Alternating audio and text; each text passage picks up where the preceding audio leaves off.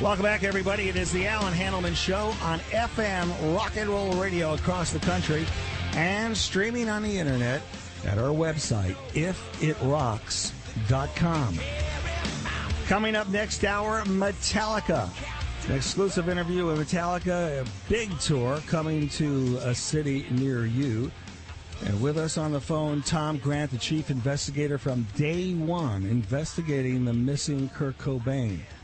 And two brave authors who took a lot of threats, put out their first book about, 1996, Who Killed Kurt Cobain, Ian Halperin and Max Wallace. They have a brand new book out called Love and Death, The Murder of Kurt Cobain. You'll be seeing them all week. They have a press conference tomorrow at noon. You're hearing the information first on the Allan Handelman Show. And we're taking your calls. On the Today Show tomorrow at about 9:10. We're, as you mentioned, the press conference tomorrow. A ton of media is going to be there, including CNN, CBS, High Times, the Associated Press. And just to update your listeners, we'll be on the CNN Now with Paula Zahn tomorrow night. And also, if they want to follow the case more, we'll be on Court TV from 5 to 5:40 p.m. tomorrow. That's going to be with Catherine Cryer. That's amazing. And CBS, the early show on Tuesday, we should be on around 7:50. And then we're doing a slew of other media. But it's all first on Allan Handelman, because for those people just tuning in, let me tell you one thing, guys. Allan Handelman is the first journalist to touch this. And he's the first guy to open himself up. And he could have been sued. He had legal threats. A lot of people were pressuring him not to air this stuff. But he aired it from day one, and that's why we're on tonight. Coming back. Yeah, well, I appreciate that, guys. I appreciate that. Sometimes you got to take a stand, and sometimes you got to do what you feel in your heart. And I'm sure my co-author agrees with me, Max Wallace, because Max has told me repeatedly over the years as well, Allan Handelman was the first guy to be brave enough to air this. Well, it was actually, I think, I forgot the guy who did the show, It was aired by Gil Gross. That's right. CBS Radio That's right. Gil Gross did it actually first, but we're the ones that really picked up the ball. Now, this is the question, before we go to the calls. With all this media, is it that people aren't as afraid of Courtney as they used to be? Is she basically limp? Because no one really has respect for her. Well, a lot of it was Geffen Records was behind her in the old days, and they were very, very powerful. And, now she's lost that connection, and she's sort of on her own. She still has some high-power publicists and attorneys, but she doesn't really have the same base that she had. And what did she do to prevent this book from coming out? Did she try to prevent it? Oh, she sent her goon private investigator, the same guy who was hired by the Clinton campaign in 1992 to suppress the so-called bimbo eruptions. He's mentioned in the impeachment hearings, actually. And he showed up at the offices of our publisher about a week and a half ago, threatening them, demanding a meeting. They basically threw him out on his ear. They refused to meet with him. Wonderful. And he did that on the first book as well. He showed up to the first publisher, and they also threw him out of the building. The fact is, Courtney Love pretends to be this big advocate of freedom of information and freedom of the press, but there's nobody I know of who has gone to more lengths to stop magazines, radio stations, and the media at large from publishing stuff about the Cobain case. In fact, it's in the best interest for her. I would do the same thing if somebody accused me of killing my spouse and I was innocent. So I don't think that really. No, you proves sue him for slander. Well, I disagree, because we're not accusing her. The fact is, we're just reporting the evidence. Even before her name was brought up, she said, she went on a tour recently, a couple of years ago, of Canada, and she made Much Music, for example, sign an agreement saying, you can ask me anything, but I will not answer anything about who killed Kurt Cobain or the Cobain murder theory, and she makes the media sign statements regarding that. Otherwise, she will not be interviewed. Yeah, let me just say real quick, if somebody accused me of killing a member of my family, much less my wife or my child or anybody else, I wouldn't only threaten to sue, I would follow through with a lawsuit, and if they did anything illegal in the process, I'd certainly have them arrested. I'd put a stop to it one way or another. I wouldn't go around threatening people and then walking away from it and hiding. I'd follow through. Okay. That's a good point. Tom Grant's always said that he's welcomed a lawsuit. Yeah. He'd be very happy if she sued him. That's right. And that would clear the air. That would have to come out. All right, let's start taking some more calls here. Let's go to MC, line number 2.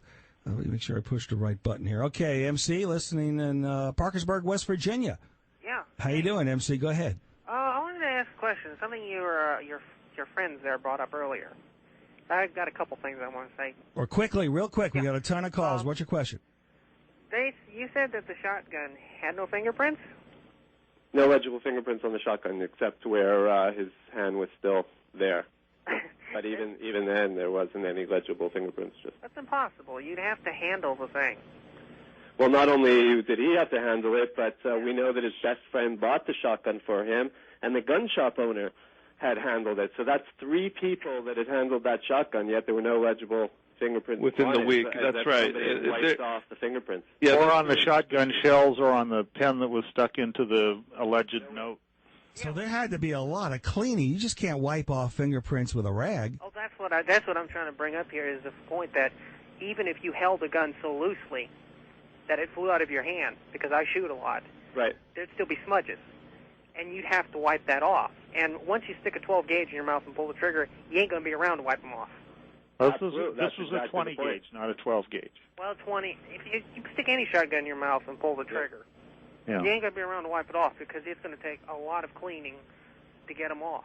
Right, but to be fair, there is a possibility. There are various scenarios where, we spoke to FBI fingerprint specialists, and they say that the lack of fingerprints alone does not prove a murder took place. They've seen other cases. So it certainly is suspicious, but it's not the smoking gun, so to speak.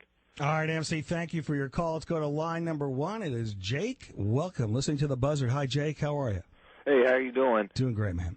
Okay, my question is about the last interview done with Lane Staley that had to do with Kurt Cobain. An Argentinian journalist had asked him about the Cobain suicide theory, and he said he didn't believe in it from day one because the last time he talked to Cobain, he had seemed happy and prepared to be a father and seemed to be trying to get clean. That's a very good point. That's a very good point you make. And, by all accounts, we talked to a lot of Kurt's close friends. They all agree with that theory, that he was happier than ever, in fact. He had a beautiful young daughter.